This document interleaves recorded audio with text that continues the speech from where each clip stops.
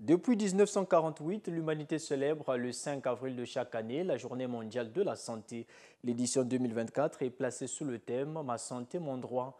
Pour comprendre cette thématique, Daniel Luisien et Franck Nzibikian sont allés frapper à la porte du docteur Dani Ndongi Kibalou, chef des urgences de l'hôpital de référence de Tchétché, hier hôpital de base dit Congo-Malembe.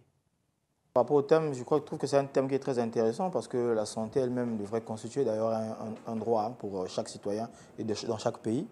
Aujourd'hui, c'est à peine 140 et quelques pays qui considèrent vraiment la santé comme étant un droit et dans lesquels la population, sinon les populations de ces pays-là sont à peine peut-être à l'échelle mondiale à peine la moitié, sinon de toute la population mondiale qui a une couverture sanitaire qui va un peu plus dans le sens de pouvoir reconnaître la santé comme étant un droit constitutionnel, en tout cas, dans certains pays.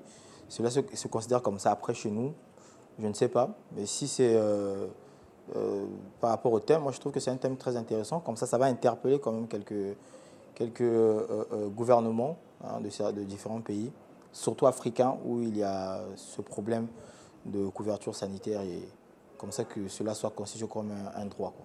Alors, les conseils pour rester en bonne santé, c'est assez vaste. Si on va se mettre à les énumérer ici, ça sera compliqué. Mais déjà, à cette question, je crois qu'il faudrait répondre peut-être dans le sens de voir quels sont,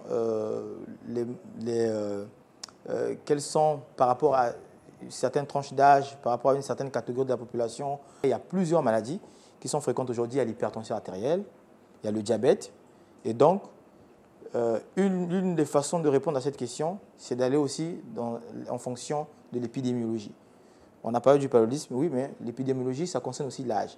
Il y a certaines maladies qui surviennent avec l'âge. À un certain âge, on se dit, bon, mais écoutez, on peut être confronté à telle maladie, et pour ça, il faut faire ceci, il faut faire cela.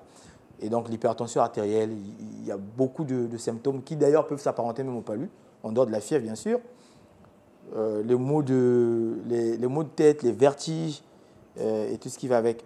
Donc, le diabète, si vous avez l'habitude d'aller beaucoup uriner, surtout en milieu de nuit, même en journée, vous partez uriner plusieurs fois, ça doit vous interpeller, vous commencez à manger beaucoup, soit à perdre du poids, ou encore vous êtes assez gras, mais vous constatez que petit à petit, vous perdez du poids, mais c'est quelque chose de très important. Allez vous faire dépister, allez vous faire prélever la tension, allez vous faire prélever la glycémie dans des laboratoires. N'attendons pas seulement que nous puissions tomber malades. Après, il y a une question, c'est l'assurance maladie. Je crois que l'État congolais est en train de faire un effort avec certainement les institutions internationales pour essayer un peu de combler ce vide-là. On espère que d'ici peu, chaque Congolais pourra s'en sortir. Je crois que déjà, il est dit que toute personne qui est en bonne santé apparente, c'est un malade qui s'ignore.